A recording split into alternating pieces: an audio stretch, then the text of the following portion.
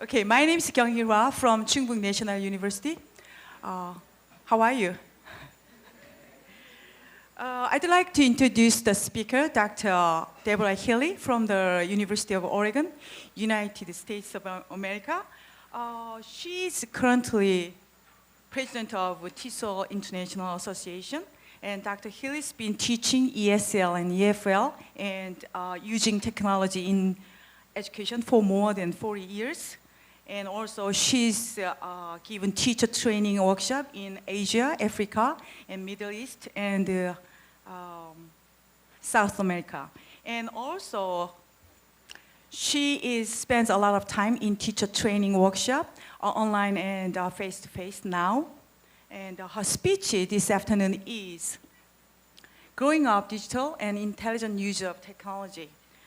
Please welcome her, Dr. Staley.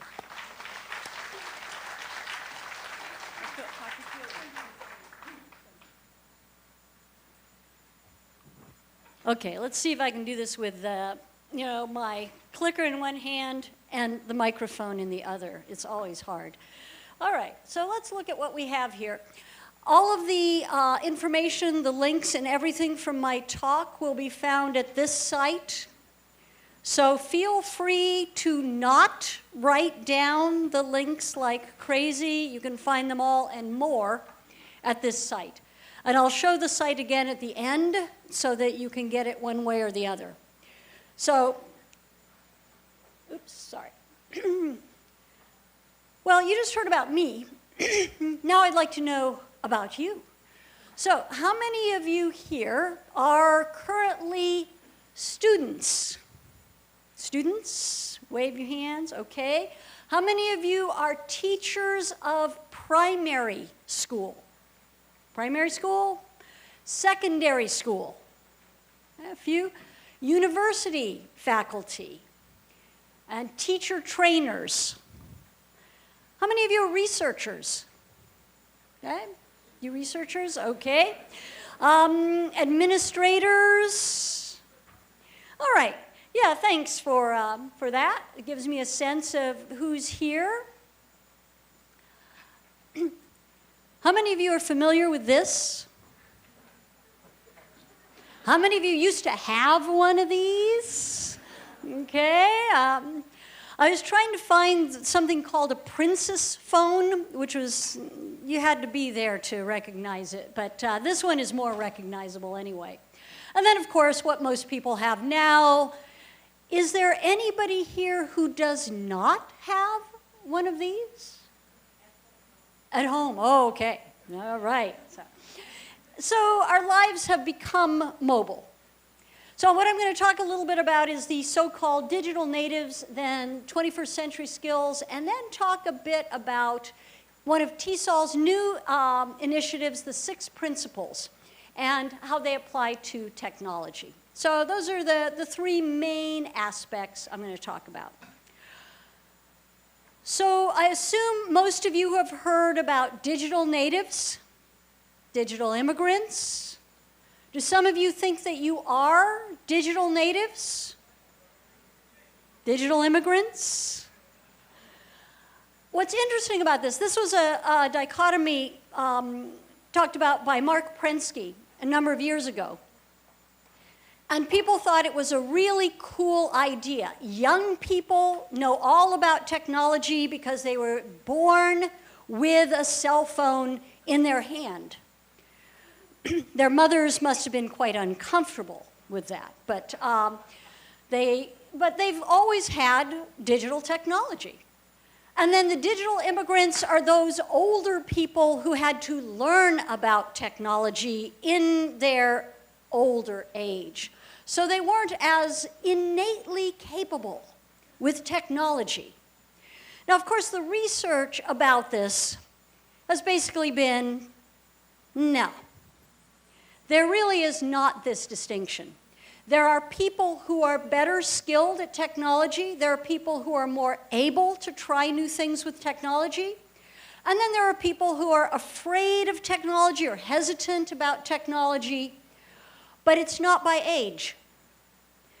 Younger people in general are more willing to try something on a cell phone, especially related to social media. They're really good with the 2 fingers on a cell phone. That's one thing that young people are generally better at than older people who did not grow up doing the little 2-finger dance. So you have that.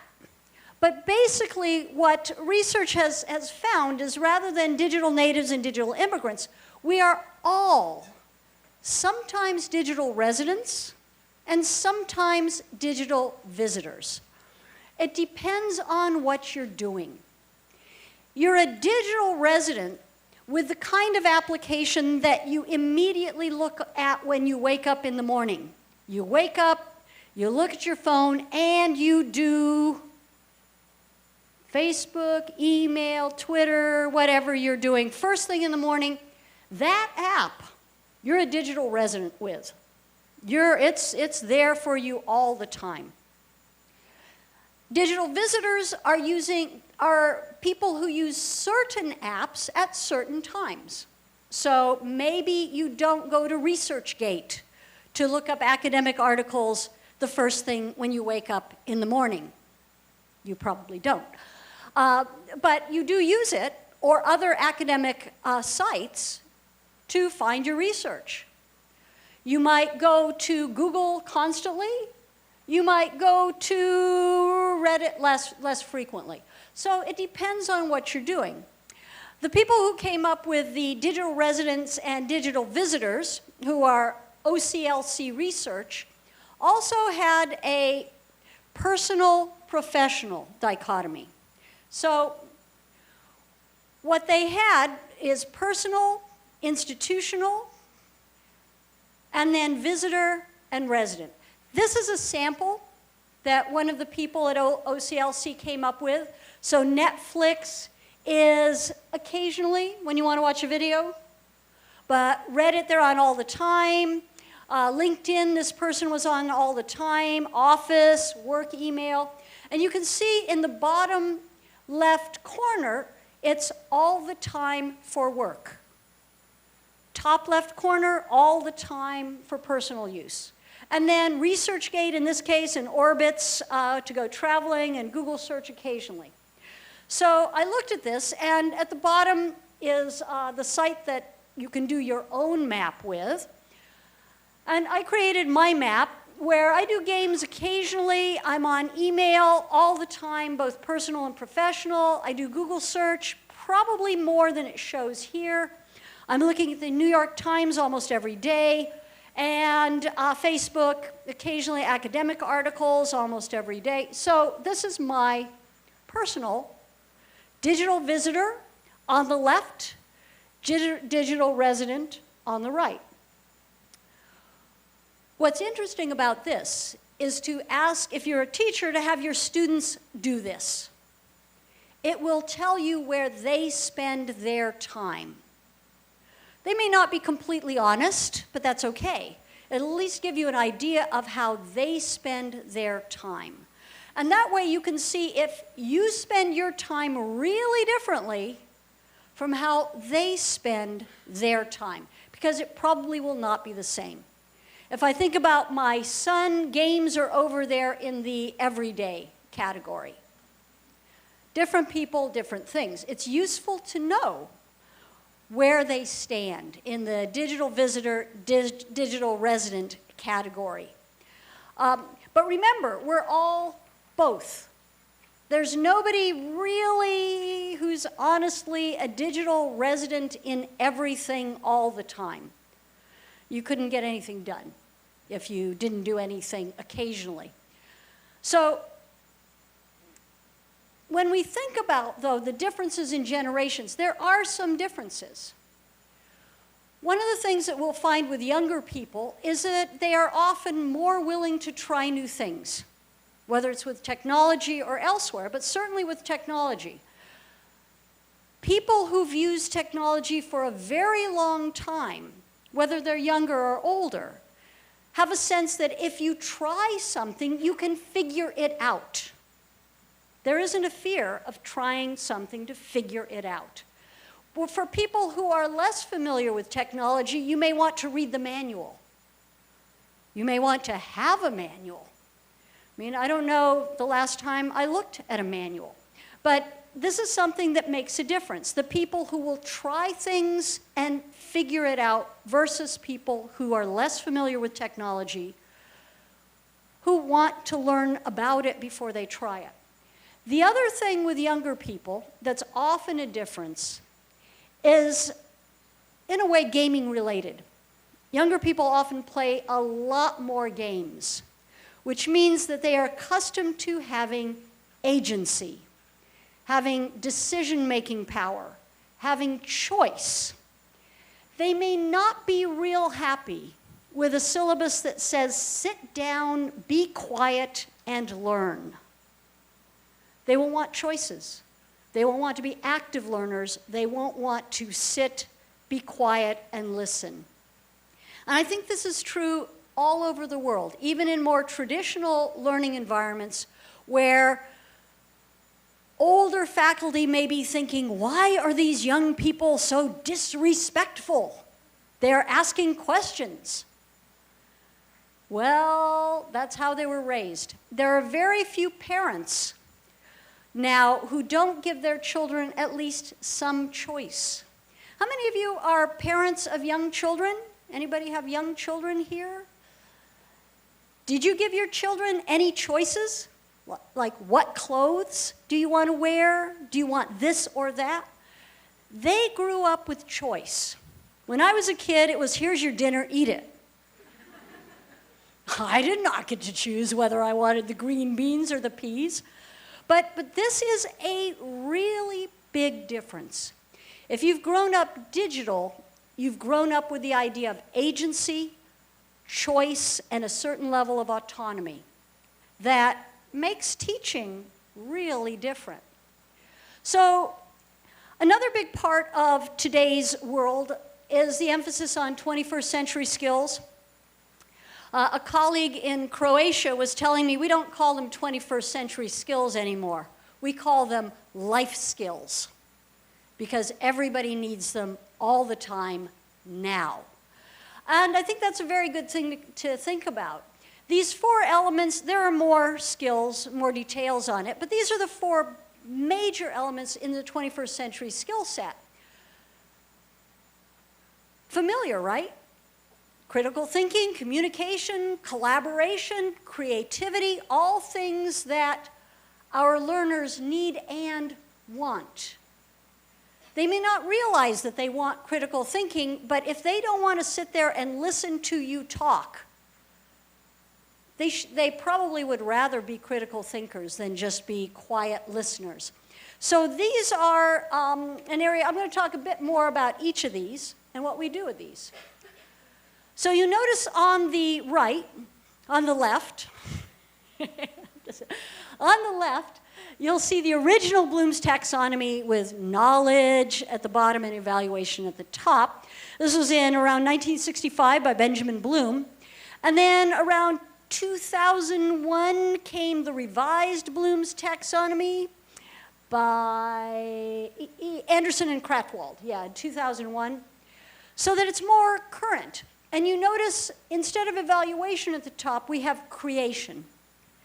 And this is something that our learners who have grown up digital will want to do in our classrooms. They don't want to sit. They want to do more evaluation and creation. And the top 3 are, of course, the higher order thinking skills. We need to do them all. I mean, you don't get to learn a language without a certain amount of remembering. I mean, you need a certain amount of understanding, a little bit of application. In a task-based environment or any environment, you need to have the bottom level skills also. But we really want to focus on those top level skills. And if people are doing workbook exercises, they're not getting the top level skills. This is where, as Dr. Ellis was saying, if you're doing task-based language teaching, you're getting at the top level skills. And this is a good reason to be doing that. Let's talk about communication. I get a lot of email and texts and messaging from people asking me for stuff.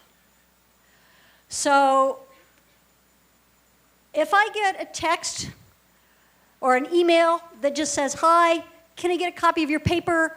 I need it tomorrow, thanks."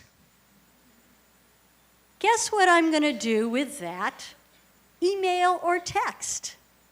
Delete. Whereas if I get the very politely worded request from someone I don't know, it's very polite. It's within the next 3 weeks. Could you send me a copy of your article? Thank you. You know, very polite. I'll probably do it. But part of what we need to be teaching our learners, and what they may or may not realize, is that not everything can be done in a social media style. That you can't act with someone who you don't know, who may be older, that you're asking for a favor the same way you talk to your friends on social media. It doesn't work. And so, learning about appropriate communication.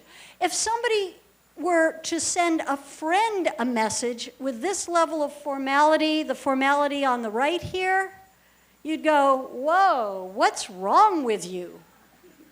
Because I'm your friend, right? Knowing who to talk to, the right tone, the right place, the right time. And so it's not just learning about how to write an email or how to write a text. It's how to know what to write to whom, when, and how. Collaboration is now a huge thing. I assume a lot of you use Google Docs? Yes? No?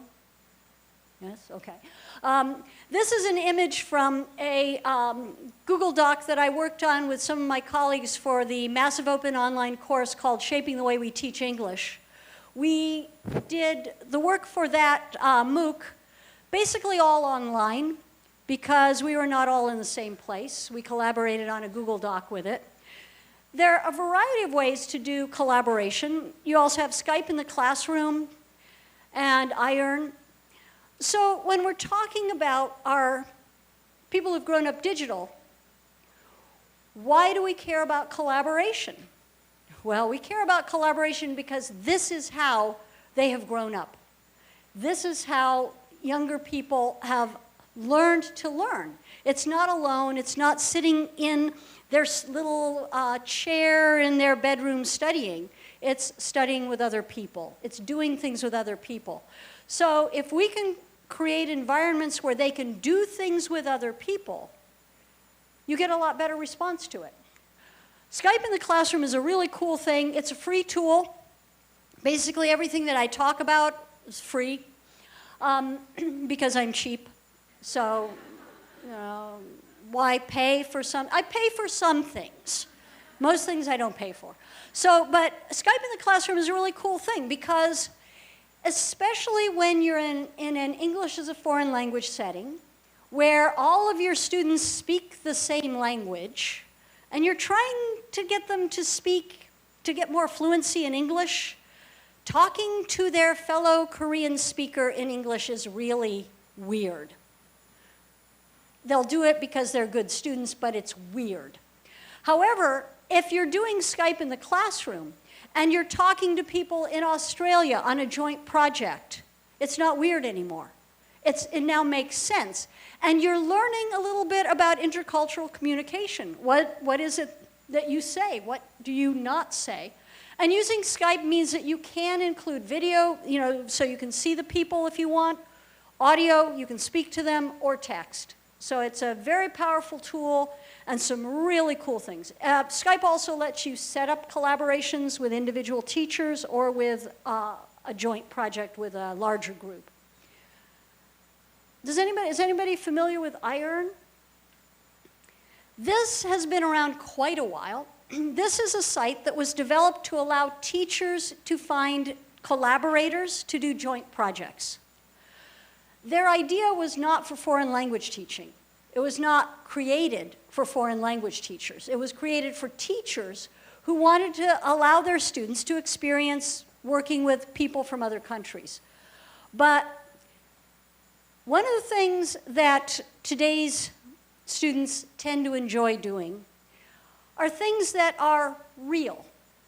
Things that are not just, oh, let's do a project for the sake of doing a project. You want a project that gives you, in a gaming sense, the feeling of epic meaning, something that is quite meaningful, something that gives you more. So this particular project had, I think, 55 different countries represented. Students from 55 different countries working on this, sharing ideas about how they deal with the environment with recycling. Another great topic for today. There are, at the iron.org collaboration site, you'll find many different projects. You can join a global project. You can set up a collaboration with another individual teacher. It's designed to let students work with other people, to really collaborate and learn from other people. So not just in the classroom, and something that's meaningful. If you tell them to draw a map to their house, they will do that. If you tell them to walk around their neighborhood and take pictures of the environmental mess that they see, that's way more interesting than just draw a map to your house. So when you add this element of epic meaning, of something important, a project that has value to do, you're getting both collaboration and some critical thinking and real meaning for students.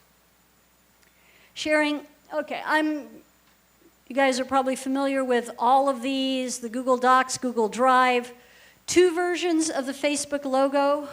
The old Facebook logo, when they weren't sure that anybody would know what it is, and the new Facebook logo, where they don't have to say Facebook anymore. You know from the F that it's Facebook. So a variety of ways for people to share files, to share video, to share other things for free with each other.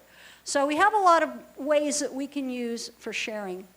One of the things to keep in mind is that not all sharing is the same. And for example, Google for Education is way more protected. If you have young learners, you need to be using Google for Education, because then Google does not take their data as much as if you use plain Google. So the main business model of Google is taking your data and selling it to people. So Google for Education, they don't do that as much. So it's a good thing to do. And you know, when people are sharing on Google, you can have a lot of collaborative projects there. It's a really good thing to do. It's a life skill these days because this is what they're going to be doing in the workplace as well. How many of you are familiar with Pinterest or Scoop It? Ways of doing things? Yeah, this is a list of links. Basically, it's just a list of links that you create, but it's way prettier than the normal list of links. And when learners are putting them together, they are putting them in certain places, they're making choices. So you have the idea of choices, you have the idea of agency, and you have autonomy. When students are creating their own Pinterest, is it not page? Oh well, jet lag. The word just escaped me, so it'll come back to me eventually. So one of the things that you hear about a lot now that you didn't 20 years ago is remixing. How many of you have heard the word remixing? Remixing? How many have not heard remixing? Okay. So remixing is basically taking things that exist and putting them together in new ways. The hip hop is often done by remixing. They take a track from here, a track from there, you scratch on the record, and you have something that is made up of other things, but creatively done and your own. So remixing is a big thing these days, and it's something that anybody can do. So this is a picture of the beluga whales at the Atlanta Aquarium in the United States at the previous TESOL conference. I took this picture. I took this picture too. And then I added text. And then I added a description from Wikipedia, I have to be honest, about whales. And hopefully this will work with you.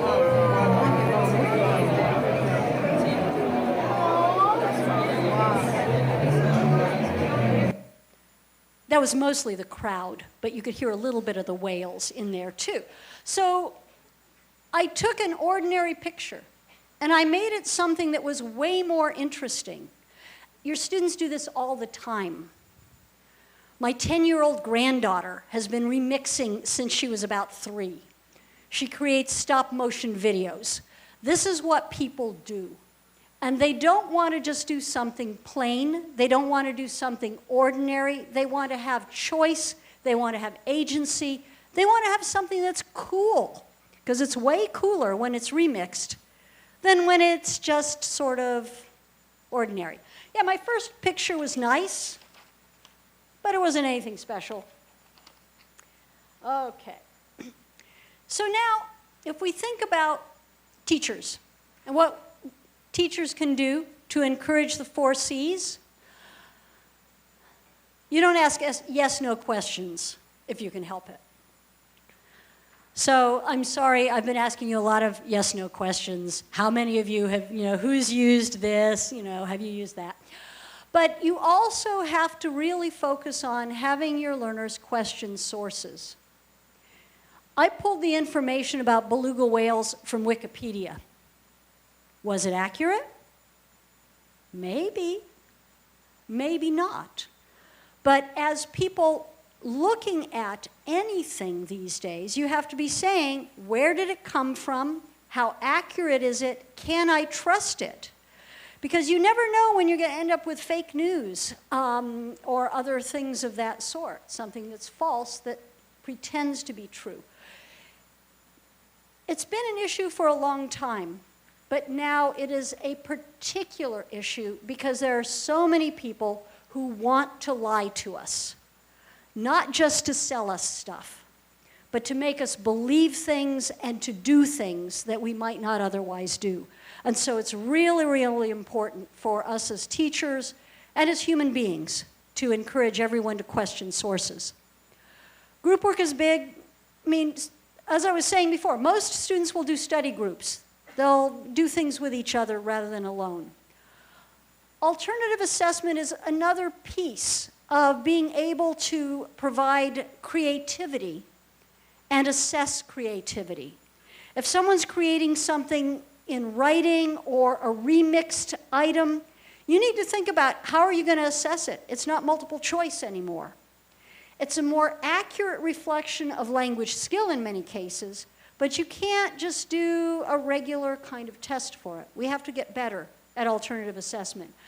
And learn more about the different creativity tools and the apps out there, because there's a lot of stuff out there that allows people to be really creative in ways that, when what we had was pencil and paper and crayons, and we could cut out pictures from magazines and we could paste them together, that was fine, but it's nothing like what we can do now with audio, with video, with text, and with graphics. So there's so much more that we can do, and so much more that our learners want to do because they want to be creative people.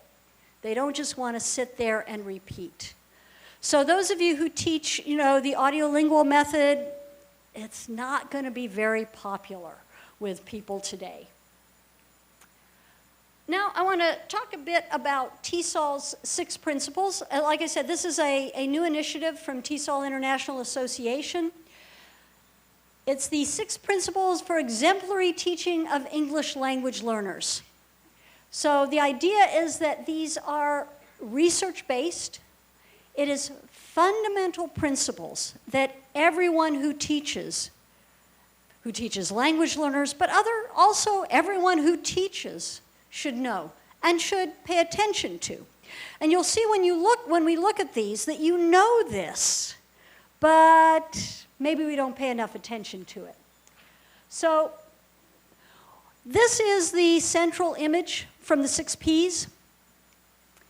You've got these interlocking circles. Every one of these is important. I'm going to talk about the different ones and how they apply to technology, because this applies to many aspects of teaching. So I'm going to talk about how we think about this with technology and with our digital learners. The basic thing with Principle 1 is to know your learners. Right? Typically, as teachers, we'll do this by asking questions, maybe a questionnaire at the beginning. We might ask, how do you learn? We might try to figure it out as we watch them, but it's really important to know that. What motivates your learners is another really important thing to know. And you want to build on their strengths. Obviously, if you have a small class, this is easier.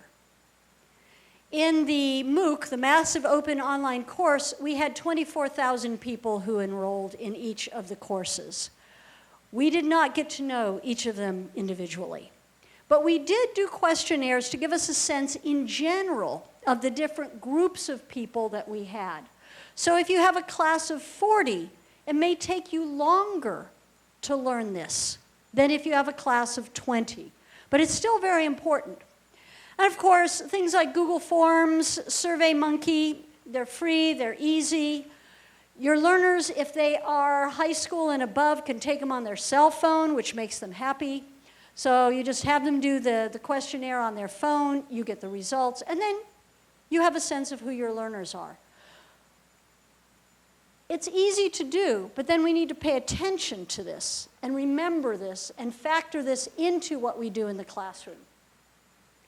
You may want to also keep checking in, because some learners will go faster than others. People might change in the things that they do, the things they like, the things they want to do. We all know this. You create conditions for language learning. You know you have to have a supportive environment. If your learners are afraid to speak because they're going to get yelled at or laughed at or ignored, they're not going to learn language. Because we know that you don't learn language when you're afraid to communicate. They need language input. If you're in an environment where the teacher has the same language as the learners, and the teacher decides to make it easy for the learners by speaking only in, for example, Korean, well, at some point, the learners need to get some language input if they're going to learn English.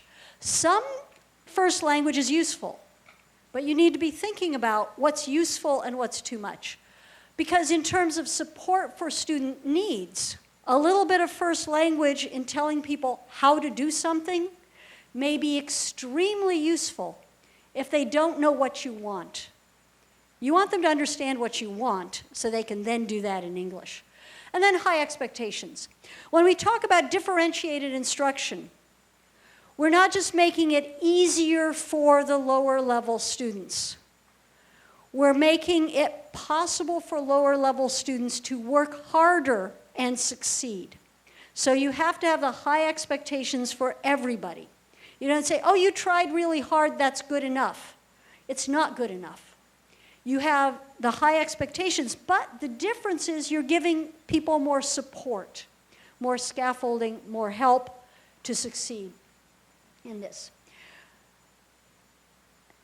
You've heard of the flipped classroom, I assume. Most of you have heard of this. This is where you're doing things before class to build background knowledge, in particular, to get people establishing schema. Maybe you give them readings and a video to prepare them for the lesson. Maybe a little discussion, a general discussion, or a personal discussion before class. And then in class, you can do more.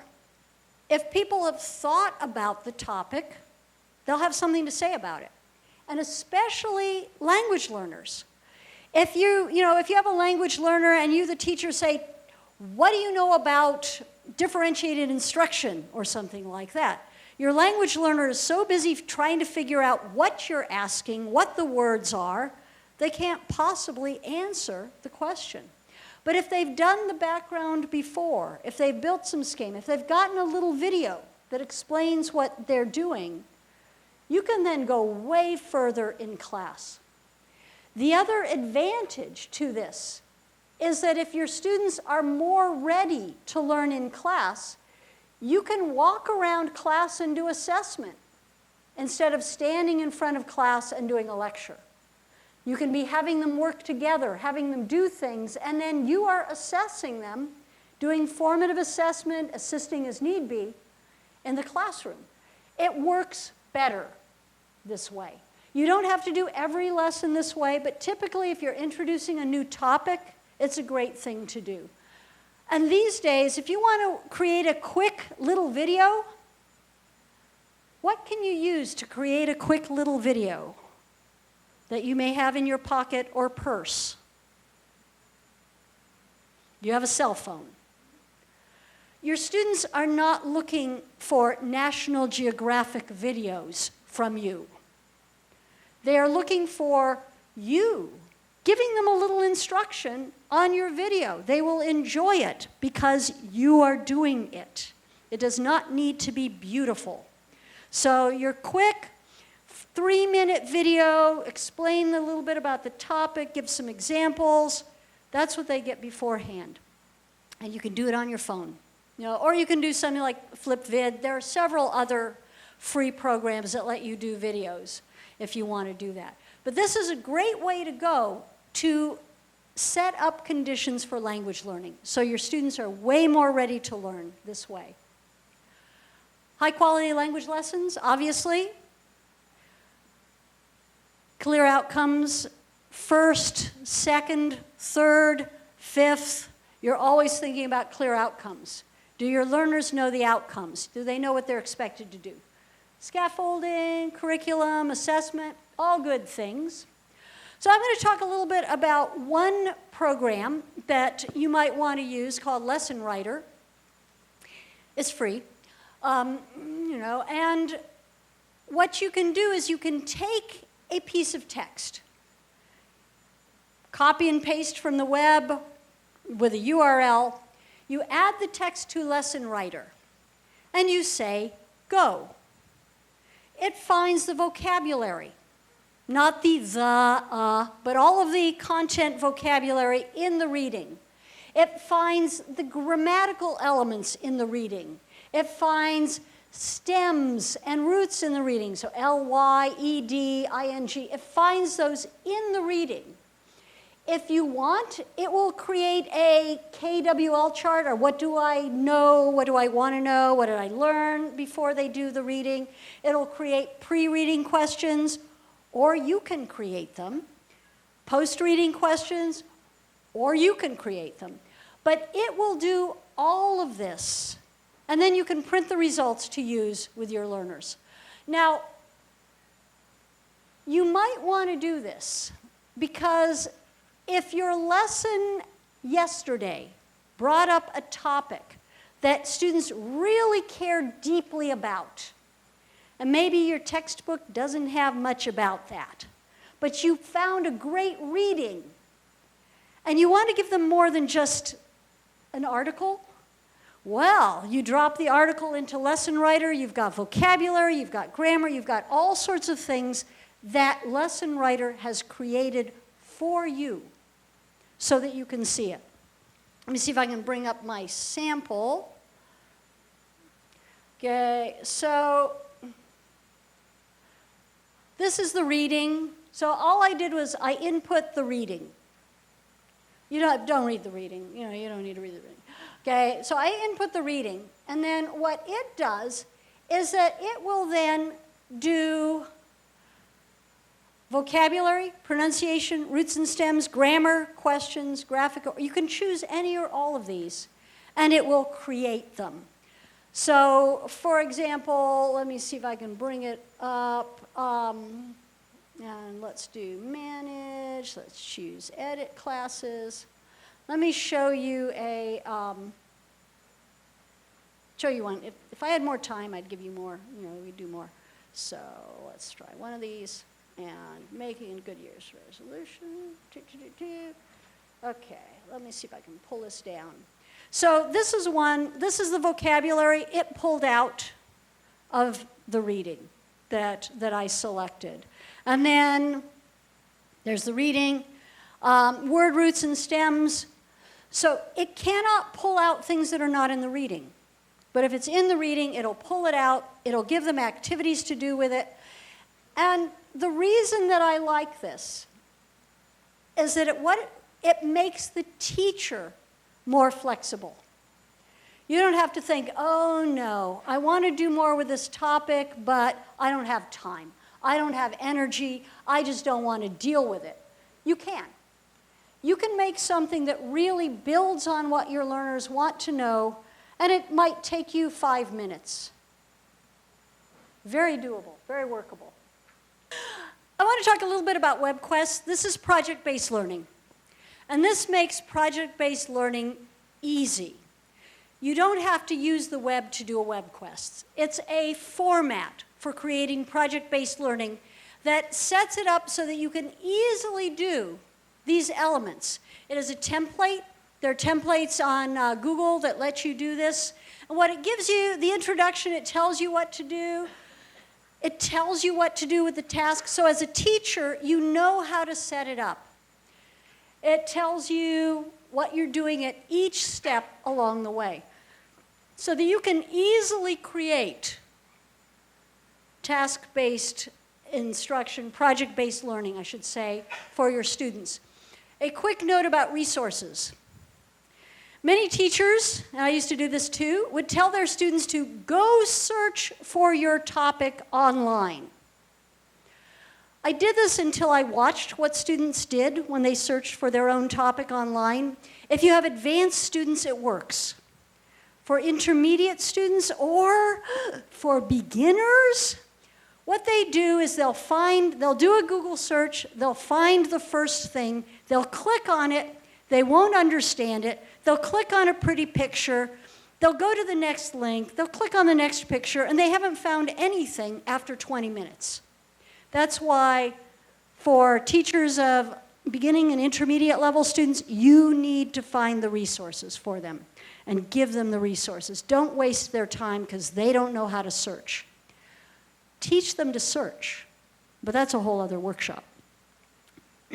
Okay, and then the evaluation. They have to have the evaluation before they start the project. They need to know how they will be evaluated. What will the outcome look like? How will they be assessed with their outcome? And then here's a great site.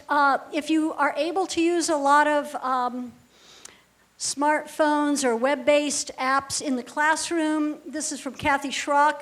You may remember the Bloom's Revised Taxonomy, creating, evaluating, analyzing, application, understanding, and remembering. These are apps that work with each one of those elements of Bloom's. And it gives you more ideas. Now, the thing to watch with a bring your own device when you're using smartphones is that if all of your students have Android or all of your students have iOS, have Apple phones, it's great. When they don't have the same kind of device, you have to look very carefully to be sure that you can do the same thing, the same app on more than one device.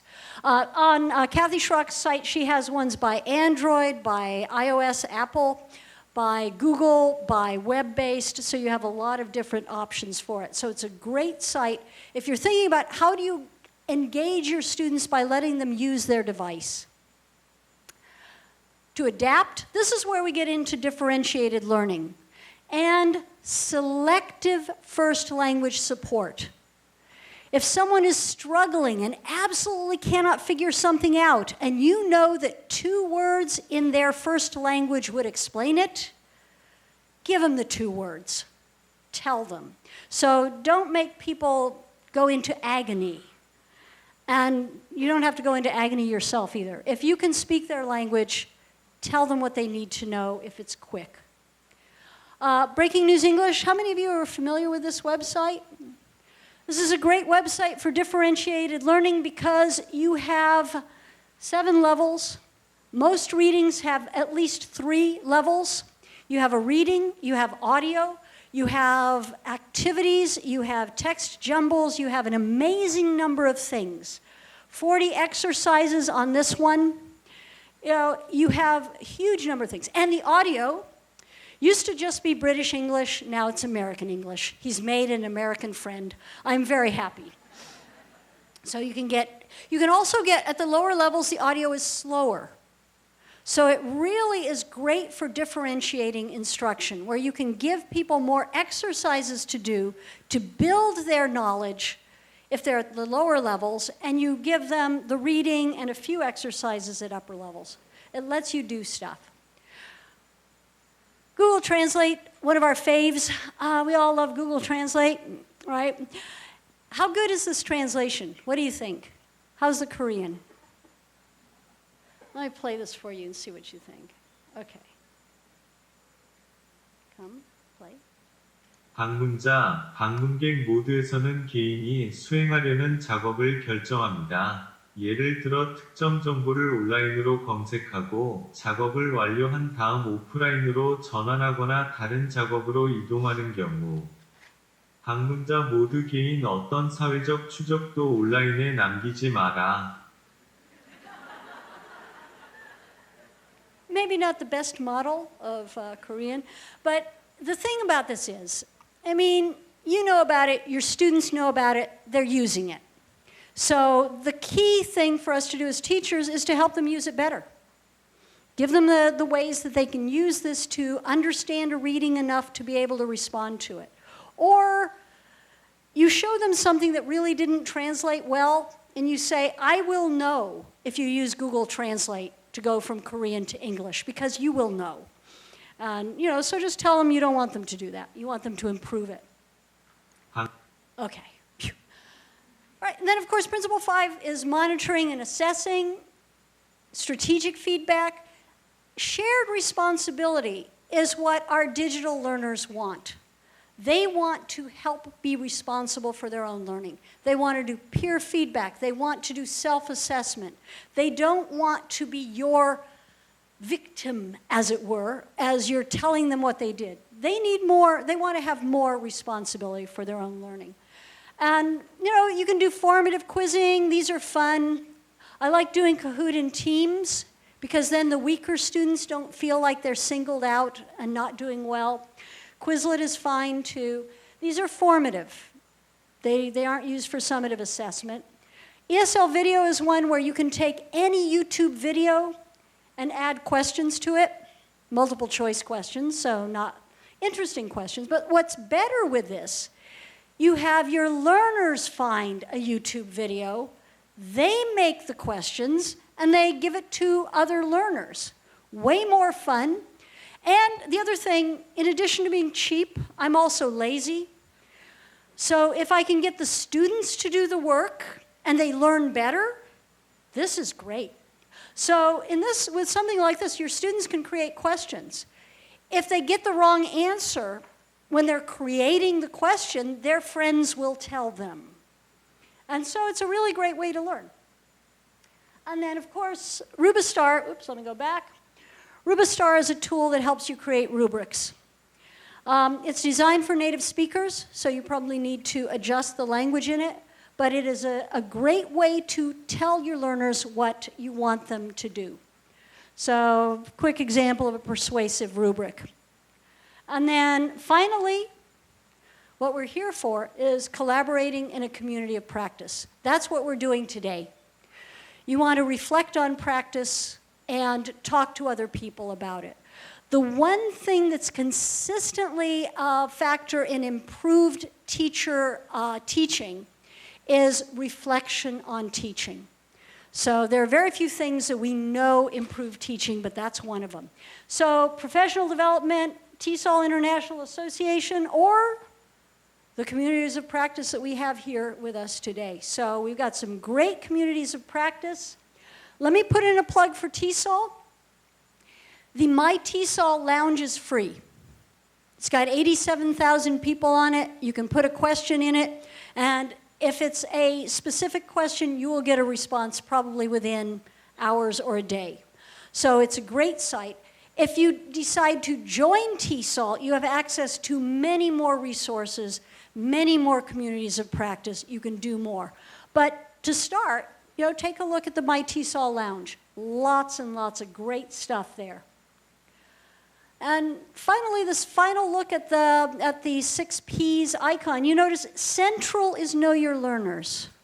Surrounding it all is your community of practice.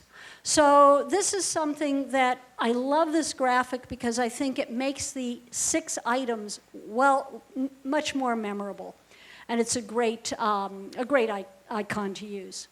So as teachers, critically reflect, collaborate, communicate, and be creative. Because as 21st century teachers, this is what we should be doing. So again, that's the website where you'll find all the links. And thank you very much.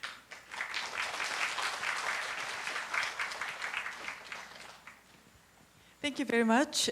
We've enjoyed your speech on intelligent application or use of technology in education. It was so interesting. So we are running out of time, but one question or one comment will be okay. If anyone has any questions or comments for share. One more thing. I have some of these bookmarks about the 6 principles, and so I'd like the students to have first go at these, and then there will be more than the number of students that we have here. So the faculty members are also welcome to come get these at the end. So please let the students have first choice of these wonderful little bookmarks. I was thinking about doing it where the people sitting in the front rows would get them. Go for it. Just say it loudly and I'll. Thank you very much for your very exciting presentation. I found this lesson writer and then ESLvideo.com and particularly the automatically generating questions based on the video and then text. Yeah. I found it very interesting, but I was wondering after the items automatically questions are generated based on the text and then the video content, and then probably student will probably answer those questions, and then I'm wondering what is going to happen after that, maybe in terms of getting the question scored and then maybe feedback and then maybe subsequent learning activities. Okay, with Lesson Writer, a lot of the questions are formative related. What do you know? What are you thinking about? What do you think is the answer? I'd have students work in groups, share their answers for the ones I had them do. With the others, it depends on which app you're using, whether it sends you the report. If you can put in answers that it will evaluate. To me, it's more useful with all of these to have people think about it and discuss with other students, with other learners, rather than having an ABCD answer. That's why with ESL video, I really like having students create the questions, because if a student creates a question and it's not very good, as teachers, we're generally pretty nice about it. It's like, that question could be better. But if their friend gets the question and it's a bad question, their friend will say, "Are you stupid?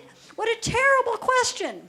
Their friend will be way more frank than any of us as teachers can be, and it's a very good learning opportunity. So that's why I like having the learners create the question, because then it's a self-correcting system, as it were, rather than my spending a lot of my time doing it. I'm sure you're very interested in this topic, but we are running out of time.